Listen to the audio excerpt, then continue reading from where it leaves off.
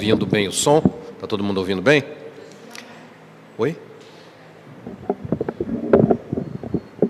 Melhorou? Ok. Vamos abrir as nossas Bíblias no livro de Gálatas, no capítulo 6, versículos 7 e 8. Gálatas, capítulo 6, versículos 7 e 8.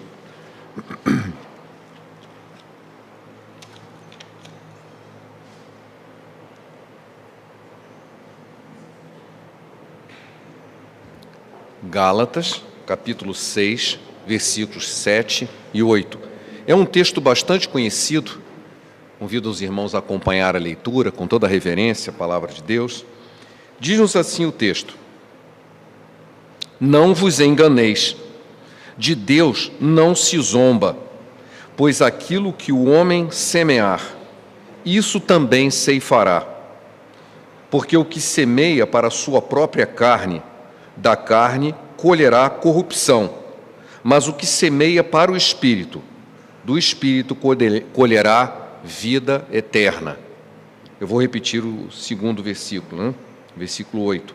Porque o que semeia para a sua própria carne, da carne colherá corrupção, mas o que semeia para o Espírito, do Espírito colherá vida eterna. Que o Senhor possa abençoar essa palavra no nosso coração, amém? Quando nós lemos isso, não vos enganeis, de Deus não se zomba, aquilo que o homem semear, isto também ceifará.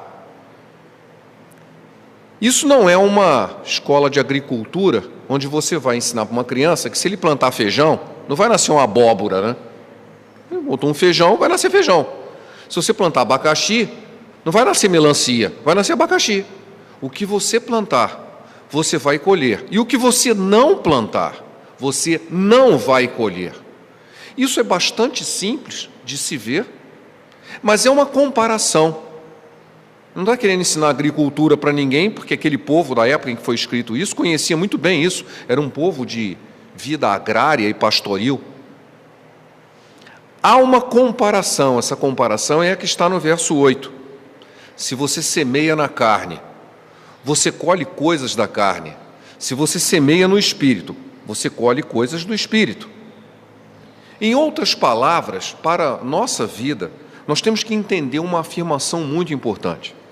A vida que nós vivemos hoje é uma consequência das atitudes e das decisões que nós tomamos no passado. E a vida que nós teremos amanhã será a consequência das atitudes e decisões que nós tomarmos hoje. Não adianta vir de vitimismo, dizer, eu estou sofrendo por culpa da sociedade, de outras pessoas.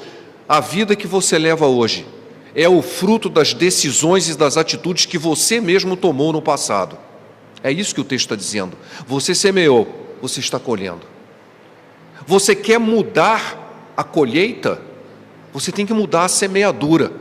Não adianta querer mudar a colheita e continuar plantando a mesma coisa.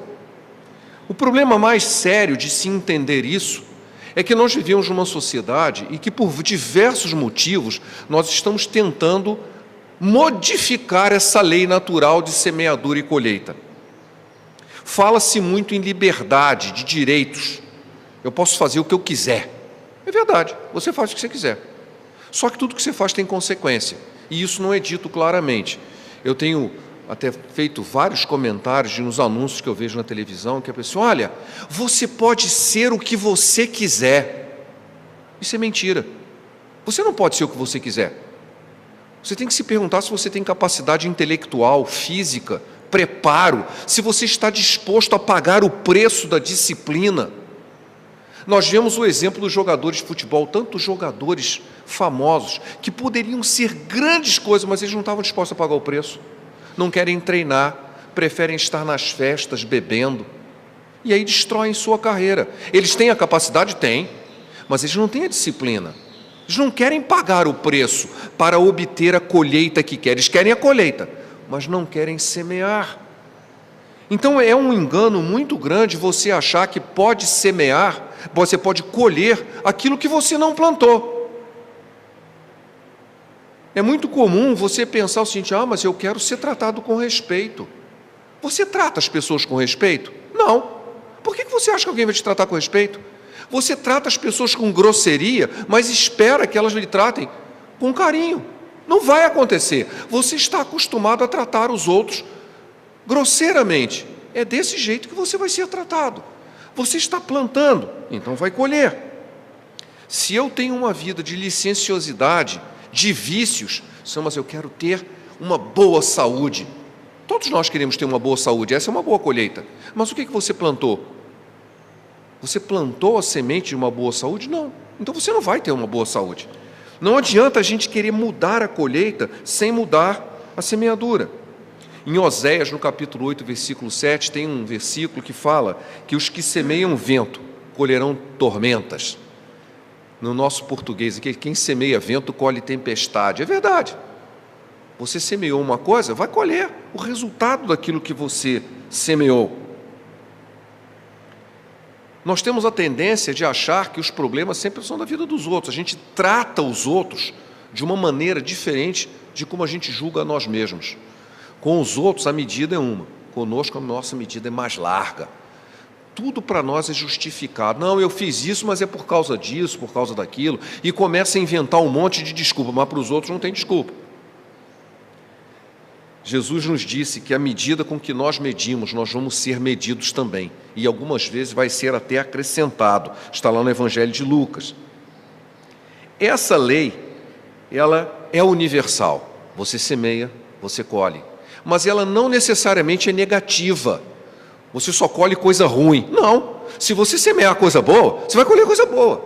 O próprio texto, o versículo 8, fala, olha, se você semeia na carne, você colhe os frutos da carne. Mas se você semeia no Espírito, você colhe os frutos do Espírito. Então, essa ideia de que você planta e colhe, ela não é necessariamente negativa. Ela é positiva também. Se você semear boas sementes, você vai colher bons frutos. O que semeia pouco, nós já repetimos muito isso na hora da oferta, né? O que semeia pouco, colhe pouco. O que semeia muito, colherá em abundância. Está lá em 2 Coríntios 9, no versículo 6. Nós usamos isso normalmente no momento de oferta, mas isso vale para a nossa vida. Se você semeia pouco, mesmo que seja boa semente, você vai colher pouco. Se você semeia muito, vai colher muito. Então a lei da semeadura e colheita, ela vale sempre, inclusive para o aspecto positivo. Se nós levarmos a sério a nossa comunhão com Deus e fazermos da sua palavra a nossa regra de vida, nós teremos uma vida abençoada. Essa é que é a verdade. Se nós temos hoje uma vida cheia de problemas, é porque muitas vezes nós não seguimos o que a palavra de Deus nos orienta. Ou muitas vezes sofremos consequências daqueles que também não estão seguindo e acabam refletindo a gente. O texto que nós lemos de Gálatas 6, 7, ele começa dizendo que quem acha que isso não vai acontecer está zombando de Deus. Além de estar se enganando a si mesmo, está zombando de Deus. Não se engane, de Deus não se zomba. Aquilo que o homem semear, isso também ceifará. Se você acha que não é assim, você não apenas está se enganando, mas está zombando de Deus. O apóstolo Paulo, lá em Romanos 3,8, ele está se referindo a um grupo de pessoas que debochavam desse tipo de atitude, dizendo assim: pratiquemos males para que nos venham bens. Se Deus nos abençoa, mesmo quando nós somos pecadores, vamos fazer bastante pecado para ser mais abençoado ainda. Isso é zombar de Deus, é tentar a Deus. E ele conclui: a condenação desses é justa. Estamos zombando de Deus, achando de que nós podemos mudar essa lei universal de semeadura e colheita. Mas mesmo no meio cristão, tem umas pessoas que querem dar um jeitinho. Sempre tem um jeitinho. Você não sabe o que você está passando na sua vida? É uma maldição. Tudo isso que está acontecendo na sua vida é uma maldição. Você precisa quebrar essa maldição. Já contei aqui que uma pessoa que tem uma família extremamente problemática nos procurou e disse assim: você acha que a nossa família tem uma maldição? Eu falei assim: eu acho, vocês têm sim. Essa maldição chama pecado. Vocês estão vivendo em pecado e estão colhendo frutos disso. E vão continuar colhendo. Então não adianta dizer: olha, tem uma maldição. E você fazendo uma cerimônia para quebrar essa maldição, você vai quebrar a colheita. Não vai. Não vai. Isso é mais um jeitinho que nós estamos tentando para quebrar a própria justiça de Deus. Não é uma cerimônia especial que vai mudar a realidade da semeadura e colheita, que é bíblica. Imagina um sujeito que nunca quis estudar na vida, nunca quis estudar, sempre foi vadio, o livro é uma coisa horrível para ele, olha assim, não quero. Aí ele chega assim, não, agora eu vou passar para o ITA. A relação candidato-vaga é 200-1, mas eu vou orar, o Senhor vai me abençoar e eu vou passar. Se isso acontecer, seria uma grande injustiça da parte de Deus contra aqueles que passaram a vida toda estudando. E agora um outro que é vagabundo diz, não, agora eu vou orar. E vai tudo mudar, eu vou colher aquilo que eu não plantei. Eu nunca me disciplinei, nunca quis estudar, nunca fugia da escola, não prestava atenção, desrespeitava os professores, mas agora eu quero. E Deus vai me abençoar. Não vai. Ele não vai mudar a lei da semeadura e colheita. Mas Deus não é possível de fazer? Claro, Ele pode. Ele pode mudar, fazer até o sol parar, e Ele já fez. Só que Ele só fazia isso quando o propósito era dele, não o seu. Um seu propósito egoísta, assim, Ele vai fazer isso para mim. Ele não vai. Ele vai fazer isso quando isso atende ao propósito dele. Aí Ele muda a lei física. Quando é o propósito de Deus, e não para satisfazer, quebrar o nosso galho, assim, vamos dar um jeitinho, porque eu não me disciplinei, eu não semeei, mas eu quero colher. Eu quero ter um bom emprego, aí eu arranjo um bom emprego, sou um péssimo funcionário, eu sou mandado embora. Aí eu oro para arranjar um bom emprego, mas eu não quero ser um bom funcionário, eu só quero ter um bom emprego. Você não está semeando, não vai colher. Nós estaríamos zombando de Deus, tentando a Deus, achando de que Ele pode mudar isso para satisfazer a minha indisciplina. O fato de que eu não semeei e agora quero colher. Mas eu quero ler com os irmãos uma coisa para dar continuidade a esse raciocínio, no que diz o Salmo 103. O Salmo 103, ele nos ilustra bem isso aqui. São 2 versículos, Salmo 103, versículos 9 e 10. Diz-nos assim, não nos repreende perpetuamente, nem conserva para sempre a sua ira, não nos trata segundo os nossos pecados, nem nos retribui consoante as nossas iniquidades.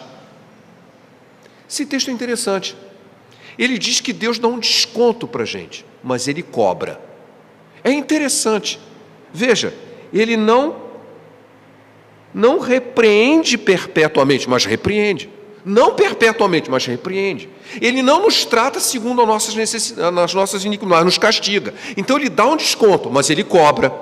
Então não é possível dizer assim, não, eu vou me libertar de tudo e agora a minha vida vai ser totalmente diferente, eu vou colher algo que eu não plantei, porque Deus me prometeu e Ele vai quebrar meu galho. Não vai. Não vai. Ele não vai te repreender perpetuamente, mas vai te repreender.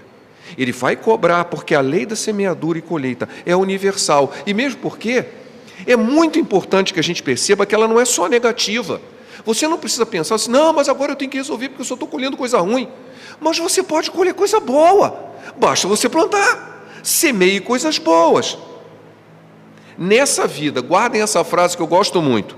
A semeadura é livre, a colheita é obrigatória. Você semeia o que você quiser. Só que se semear, você vai colher. Não adianta você dizer assim, eu semeei abacaxi, vai nascer jaca. Não vai. Jaca é uma árvore. O abacaxi é uma plantinha pequenininha. Não vai. Jaca você vai esperar dezenas de anos para ela crescer. O abacaxi nasce em meses. Totalmente diferente. Então, você pode saber o seguinte, você pode semear. Você não quer ser livre? Eu decido, eu faço o que eu quiser. É verdade. Só que uma vez plantado, você vai colher o que você plantou. A semeadura é livre, a colheita é obrigatória. Mas você pode fazer alguma coisa para mudar isso. Claro que pode. E a primeira delas, do ponto de vista espiritual, não vou falar agora agricultura, né? Porque a agricultura existe um paralelo, você tem que preparar a terra, você tem que carpir a terra, arrancar as plantas ruins. Tem um negócio lá que está dando que você não queria, você tem que arrancar e jogar fora. Tem que tirar o mato, tem que tirar as plantas que você não queria que estivessem ali, tem que preparar a terra, tem que decidir o que você quer plantar e começar a plantar. Eu usei uma ilustração uma vez, seguinte, você sabe por que você come jabuticaba? É claro que hoje em dia com os enxertos, isso que eu estou falando não vale mais. Você sabe por que você come jabuticaba? Porque alguém algum dia decidiu que você ia comer, porque a pessoa que plantou não come. A jabuticaba demora mais de 20 anos para dar, a jabuticaba natural. A enxertada dá em alguns anos, em poucos anos. Mas a jabuticaba demora mais de 20 anos. Quer dizer, o sujeito é velho, ele planta jabuticaba que ele nunca vai comer. Ele está plantando para os outros. Ele está fazendo bem para uma geração futura. Então a gente pode fazer, a gente tem que preparar. Só que a primeira coisa que eu tenho que fazer, a primeira coisa, que não vai resolver as outras, eu preciso reconhecer que eu sou pecador. Ah, sim, eu sou pecador. E é exatamente por isso é que eu estou colhendo coisas ruins. A mão do Senhor não está encolhida que não possa salvar, e nem surdo o seu ouvido que não possa ouvir. Mas os nossos pecados fazem separação entre nós e o nosso Deus. Isaías 59:1. Senhor, mas eu estou na igreja, eu sou crente. Como assim eu sou pecador? Você é pecador, eu sou pecador. Há uma diferença muito grande entre ser pecador e ser ímpio. Pecador somos todos nós. O ímpio, ele gosta de pecar. É aquele que peca voluntariamente, se eu gosto, eu quero continuar, eu sou assim mesmo e eu vou continuar, e você tem que me aguentar do jeito que eu sou. Esse é o ímpio, ele tem prazer em pecar e não pensa em mudar. O pecador, aquele que se converte, ele faz como o apóstolo Paulo, que diz assim: eu não faço o bem que eu prefiro, e sim o mal que eu não quero. Eu não quero fazer isso, eu acabo fazendo. Eu não queria magoar pessoas, mas eu acabo magoando. Eu queria fazer o certo, mas de vez em quando eu erro, porque eu sou falho. Esse é o pecador. Ele reconhece a sua pequenez, ele reconhece a sua incapacidade, ele reconhece a sua imperfeição, mas ele o tempo todo está tentando fazer o certo. Embora às vezes falhe, muitas vezes ele falha. Ele é pecador. Mas eu preciso reconhecer isso. Eu preciso reconhecer que em tudo eu dependo da graça de Deus. Há uma diferença muito grande, porque se eu disser que eu não tenho pecado nenhum, lá em 1 João 1,8 diz: se nós dissermos que não temos pecado nenhum, nós não estamos nos enganando, e a verdade não está em nós. Mas se confessarmos os nossos pecados, Ele é fiel e justo para nos purificar de toda a injustiça, para nos perdoar os pecados e nos purificar de toda a injustiça. Perdoar e purificar. É aqui que começa a mudança da colheita. Eu preciso ser perdoado, eu preciso ser purificado. É como se eu estivesse tratando a terra. Eu tenho que arrancar a erva daninha, aquelas coisas, aquelas raízes de angústia, de maldade que existem no meu coração. Eu preciso tirar aquilo, jogar fora, deixar uma terra boa, para que uma boa semente cresça.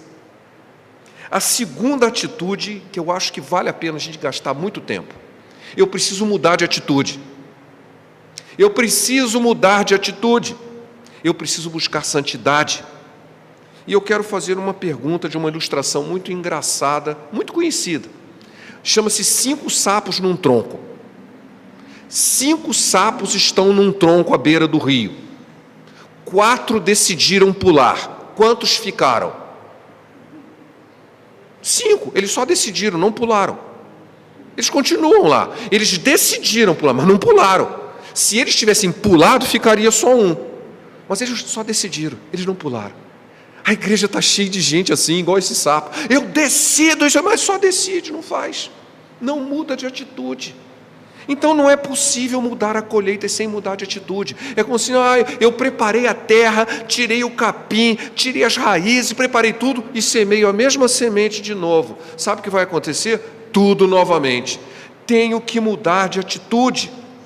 Eu costumo dizer uma frase muito simples: se você vai pelo mesmo caminho todos os dias, sabe o que acontece? Você chega no mesmo lugar.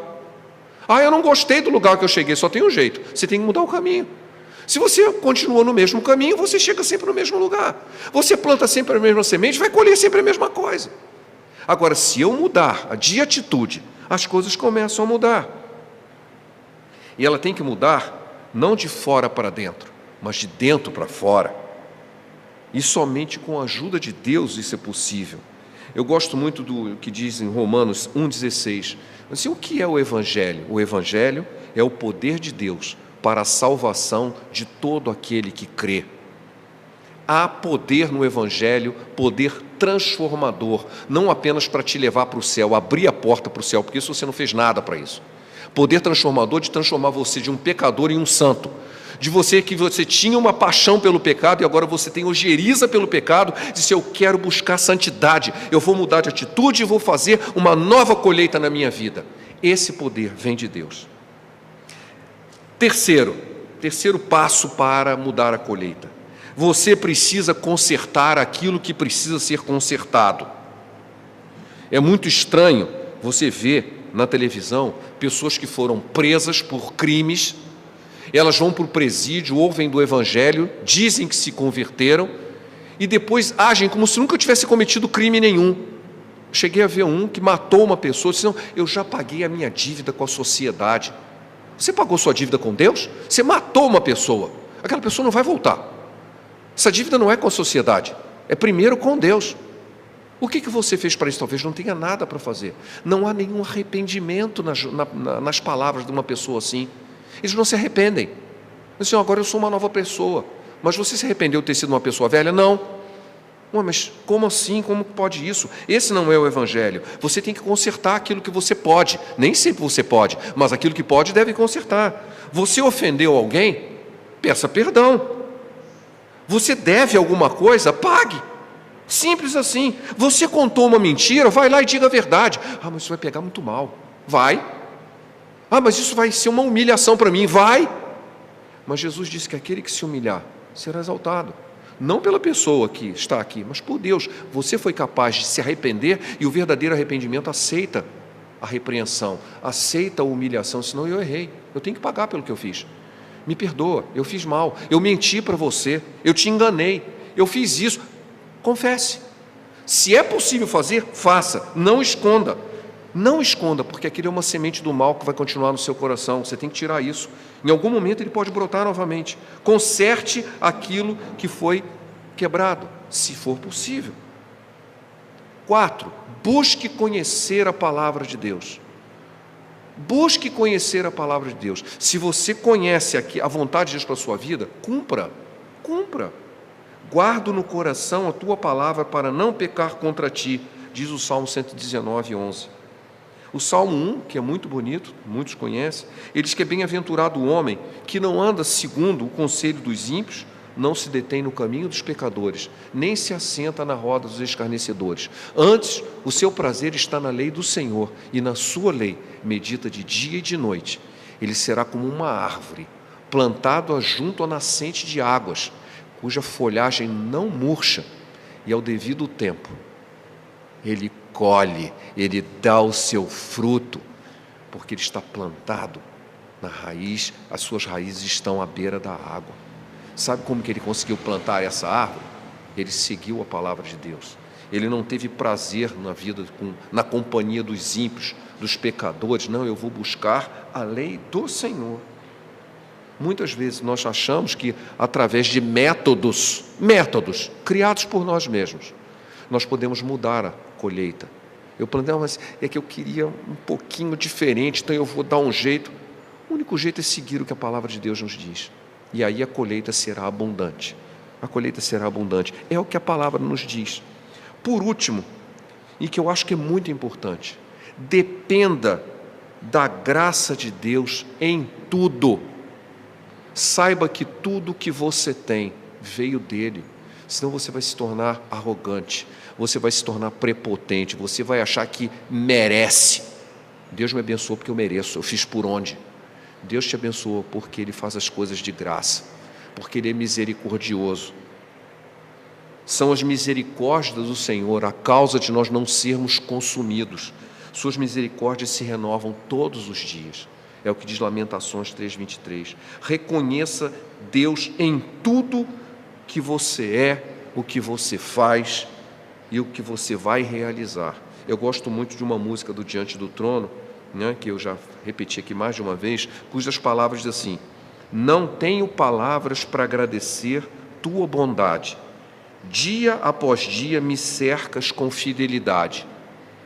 Nunca nos deixes esquecer que tudo que temos, tudo que tenho, tudo que sou e o que vier a ser, vem de Ti, Senhor. Esse tipo de atitude, de dependência, olha, eu estou colhendo porque Deus me abençoou, mas tudo veio dEle. Eu não mereço, mas Ele me deu pela Sua graça. E eu não posso esquecer que a bênção que eu tenho veio de Deus. Fazendo isso, meus irmãos, não apenas teremos uma mudança de colheita, mas uma colheita abundante, porque essa é a palavra de Deus. As coisas ruins desvanecerão, elas vão desaparecer. As bênçãos irão sobressair. Não significa que nós não vamos ter problemas. Senão vamos ter problemas. Mesmo numa grande safra, existem espinhos. Mesmo no meio do trigo, existe joio. Mas o trigo supera, sobressai. O fruto do Espírito é amor, alegria, paz, longanimidade, benignidade, bondade, fidelidade, mansidão e domínio próprio. Essa é a colheita prometida. Ele não prometeu dinheiro, não prometeu riqueza, não prometeu conforto. A verdadeira colheita é essa que eu acabei de ler, o fruto do Espírito. Só nos resta agora fazer, não como os sapos, pular. Não apenas decidir pular, mas pular. Tomar uma atitude e simplesmente fazer exatamente isso que eu acabei de falar. Reconhecer que somos pecadores. Mudar de atitude. Consertar o que puder ser consertado. Conhecer a vontade de Deus para a minha vida. E reconhecer que tudo vem dEle. Amém? Eis que estou à porta e bato. Aquele que ouvir a minha voz, abrir a porta, entrarei em sua casa, cearei com ele e ele comigo. Assim diz o Espírito do Senhor à igreja. Possamos ouvir e abrir a porta. Amém? Pai, obrigado, porque a Tua palavra nos fortalece, nos edifica, nos esclarece, nos alimenta. Ó Deus, que possa falar as nossas necessidades, que o Teu Espírito encontre, ó Pai, um coração pronto a ouvir a Tua voz e a se dobrar diante de Ti e tomar uma atitude, ó Pai, de buscar uma colheita abundante, uma colheita no Espírito, Senhor.